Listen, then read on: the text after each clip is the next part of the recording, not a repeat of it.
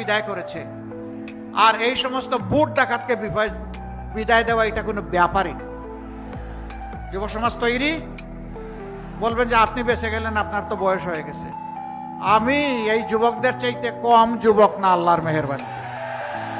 একসাথে লড়াই করব ইনশাআল্লাহ। ভাইরা এবার আসুন গাজীপুরে এক।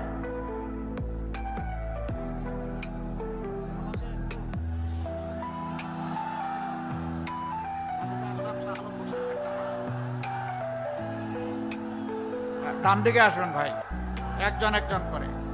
গাজীপুরে এক সরকারের ঊর্ধ্বতন কর্মকর্তা ছিলেন আপনাদের প্রিয় মানুষ জনাব শাহ আলম বক্সী। আমরা তার হাতে ইনসাফের প্রতীক তুলে দিলাম। প্রতীক আছে? কোন সে প্রতীক? আরো জোরে।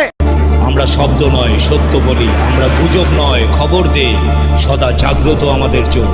খবর আগে, সত্য সবার আগে।